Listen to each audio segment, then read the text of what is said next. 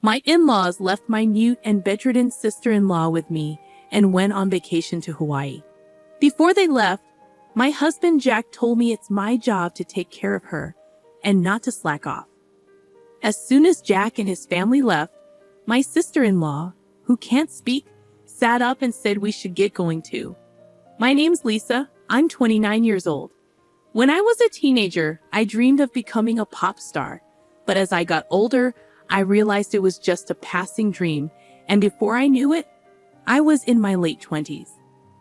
I met Jack through a friend and started dating him because my mom, with whom I live, kept asking when she would see her grandchild. Jack once dreamed of being in the entertainment industry too, but now he works at a big company in downtown Manhattan. After college, I worked at a bank until I got married and quit. One day, Jack and I visited his parents' house. Jack's younger sister, Lucy, got sick with a fever when she was little. Her mom thought it was just a cold, but when the fever didn't go away, they took her to the doctor. Turns out she had encephalitis from the flu, which left her with brain damage and bedridden. The fever also damaged the part of her brain that controls speech, so she can't talk. Mostly, it was my mother-in-law who took care of Lucy. For some reason, Lucy and I got along well, and I always looked forward to visiting Jack's family. Since Lucy can't speak, we use sign language to communicate after becoming close. I also naturally learned sign language. One day, I signed to Lucy. "We're like best friends who've known each other forever, aren't we?" She replied, "Yes, we are. Let's stay close friends forever." I said, "Of course we will." However, my mother-in-law, who is quite different from Lucy, was always sarcastic towards me. Jack and I live about a 30-minute drive away from his parents' house. Occasionally, my mother-in-law would drive over unannounced and start nitpicking on me. She'd say things like, "Jackie's shoes are filthy. If a man's shoes are dirty, it reflects poorly on his work. It's your responsibility to keep them clean." She always referred to Jack as Jackie and insisted that I fold the laundry neatly because if I didn't, Jackie will be in a bad mood. The one who raised Jack this way was none other than her. No matter how late Jack got home, I was not allowed to go to bed before him, even if he said it was okay for me to do so. My mother-in-law would say such old-fashioned things.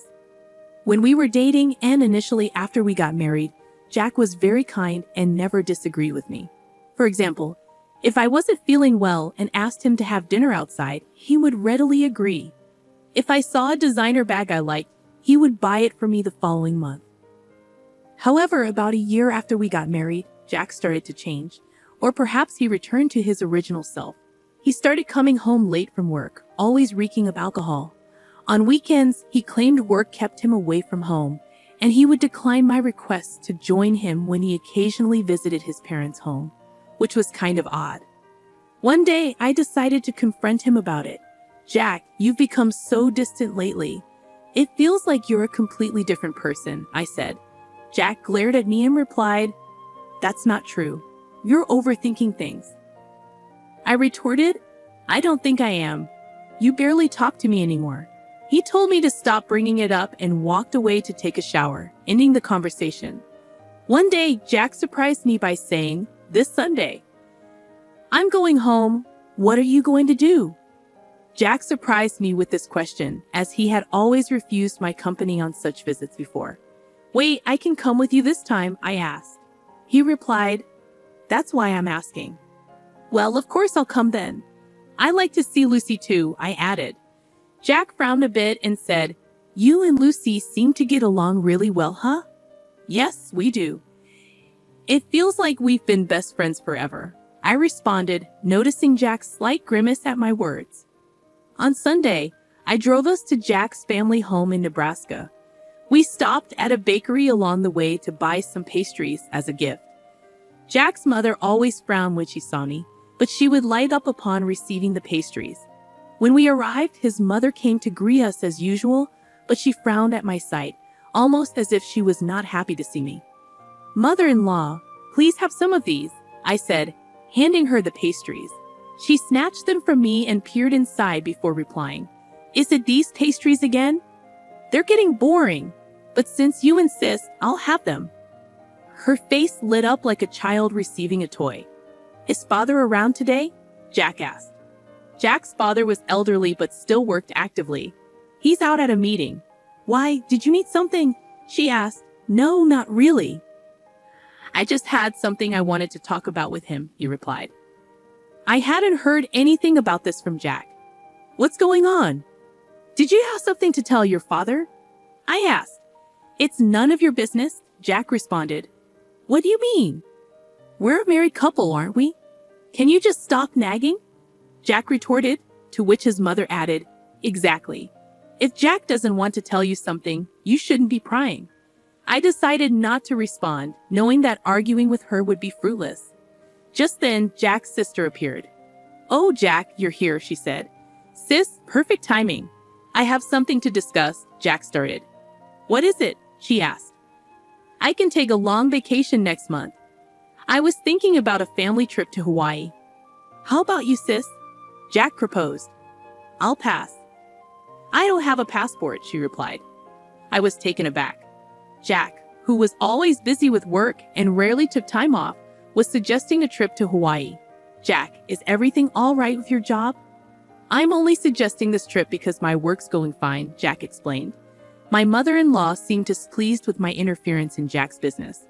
Frowning deeply, she said to me, "You shouldn't meddle with decisions Jack has made. You're really nosy, aren't you?"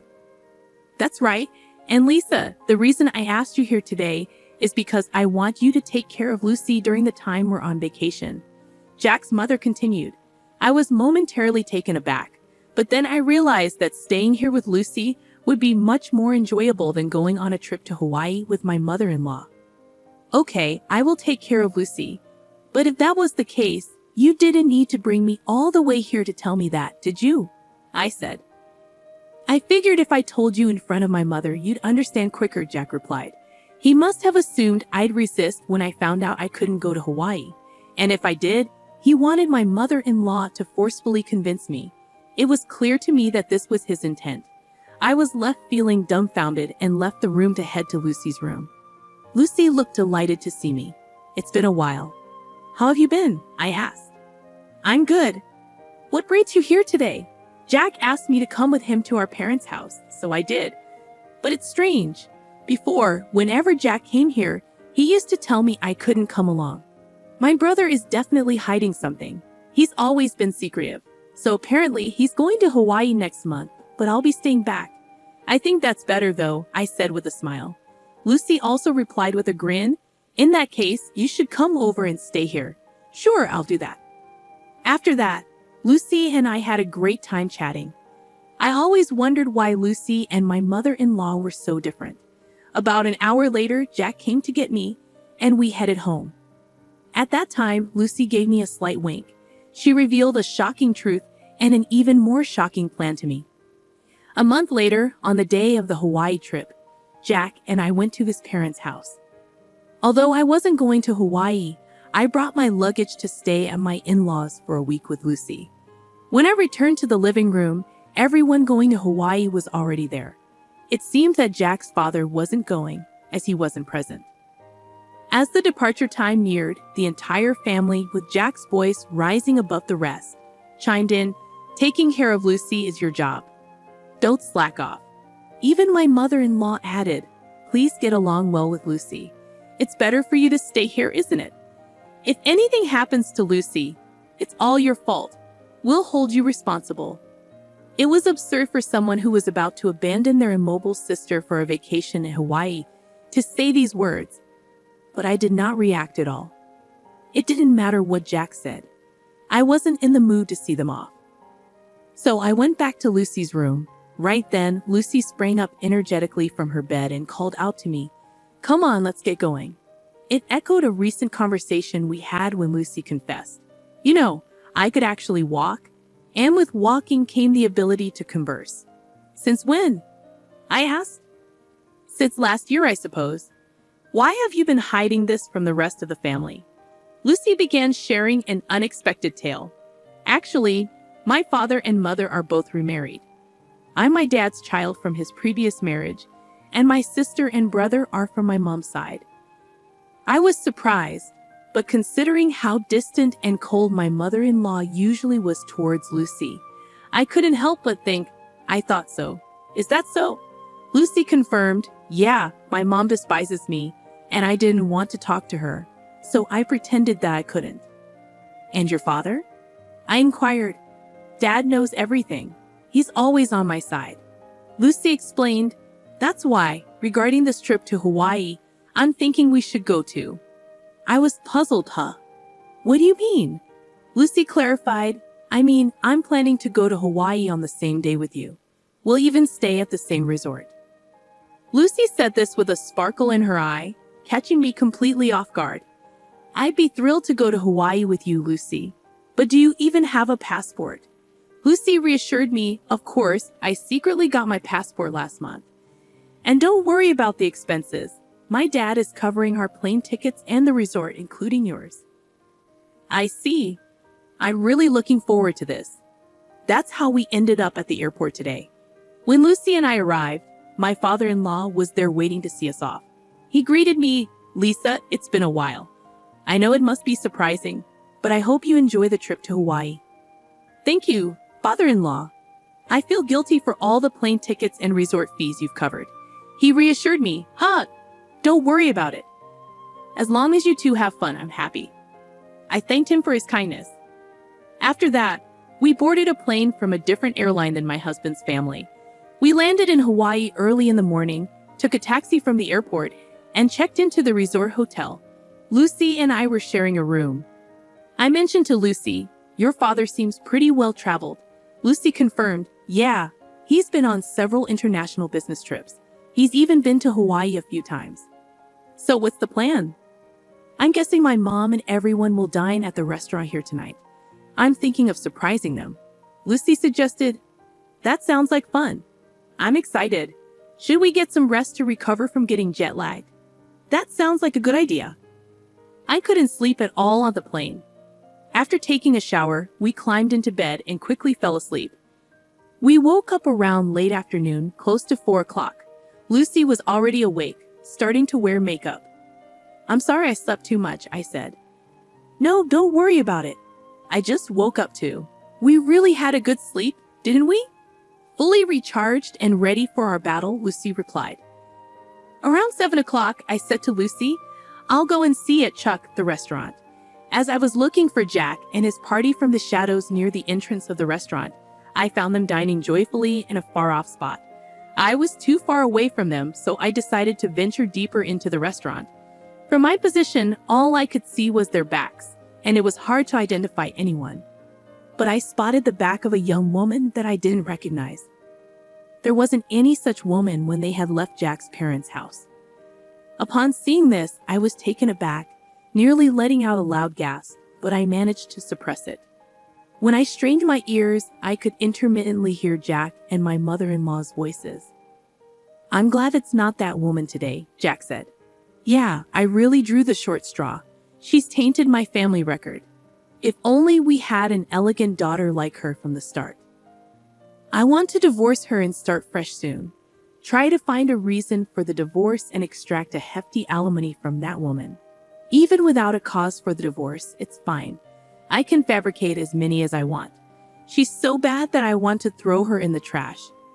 I want to see my grandchild from you and her soon, my mother-in-law said to the woman with a smile that she had never shown me before. I was driven by the urge to step forward and confront the woman, but I held it in. I returned to my room and told Lucy that it took a while. I'm sorry. I saw something shocking. Jack brought a woman that I've never seen before, I explained. What? Lucy was surprised. I was about to scream. Jack and my mother-in-law were continuously bad-mouthing me. And Jack even said he would find a reason for divorce. That's terrible. Jack called me a bad catch, but seeing him with another woman, I felt relieved. Now I can divorce him outright. That's a good thing. Shall we make our entrance then? Lucy suggested. Lucy and I headed towards the restaurant hall. When we entered the restaurant, we requested to sit near Jack's table and were able to get a seat quite close to them.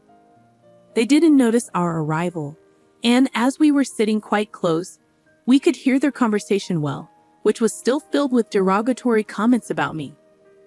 I was amazed and ended up giving a bitter smile at how they could badmouth me indefinitely.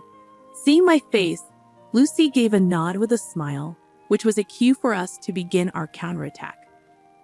I stood up from my seat, stepped forward towards Jack, and shouted, "Are you all having a good time?"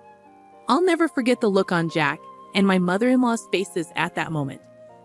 Their mouths agape, eyes wide open, they froze for a few seconds. After a few seconds, my mother-in-law finally spoke. "Why are you here? And how did Lucy get here without a wheelchair?" At her words, Lucy stood up, gave my mother-in-law a smile, and said, "I don't need a wheelchair. Thanks to you, my body and speech have returned to normal. I must have caused you quite a bit of trouble for a long time." "When did you regain your ability to speak?" my mother-in-law asked. "I wonder when that was. Maybe last year," Lucy replied calmly. "Then why did you hide it until now?" my mother-in-law questioned.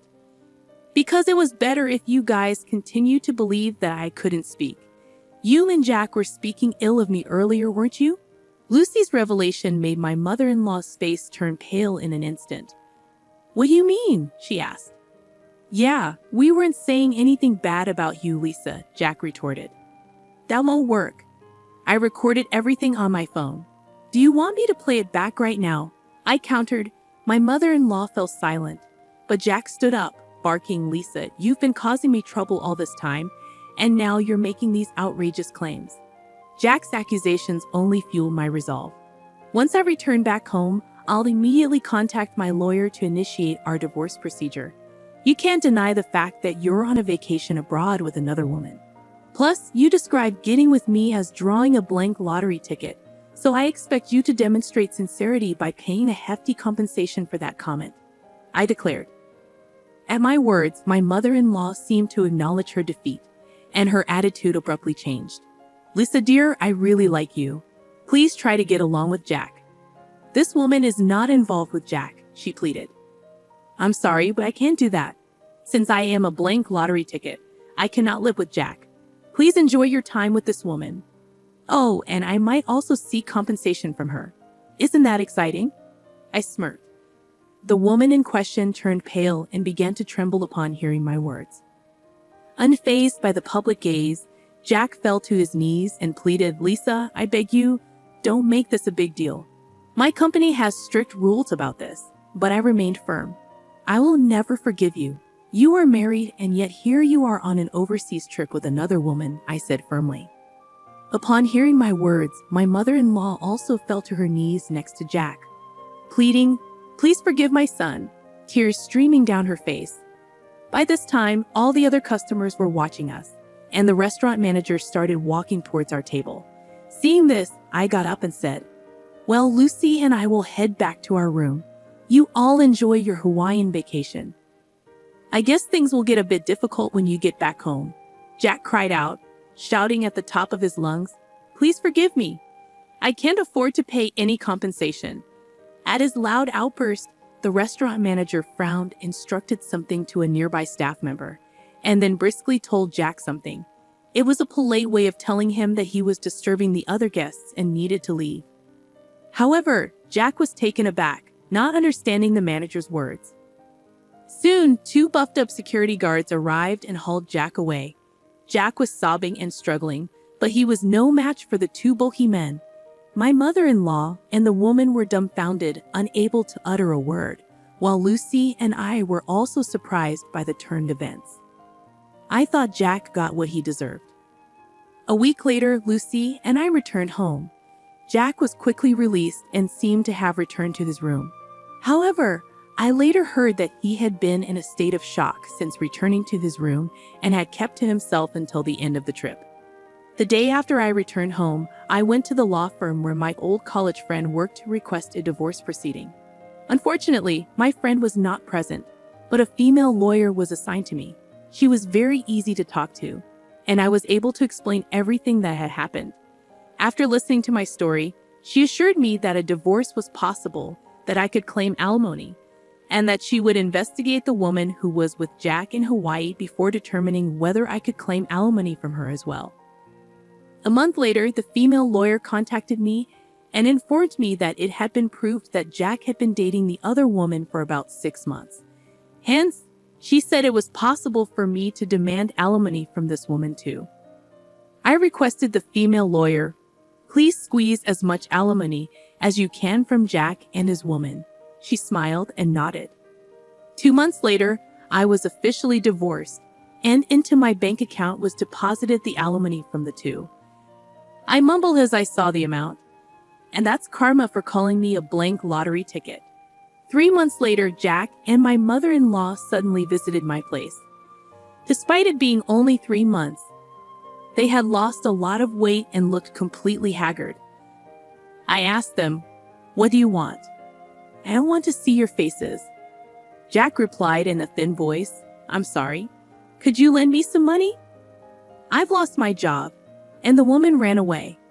"I don't even have money for food." My mother-in-law also spoke in a whisper, "I've divorced my husband too. I don't have money. Please, I beg you." My mother-in-law was in tears. I responded, "Too bad.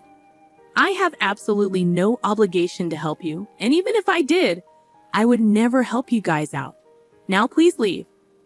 After they left, I sprinkled a large amount of salt at my entrance to get rid of bad energy from my house.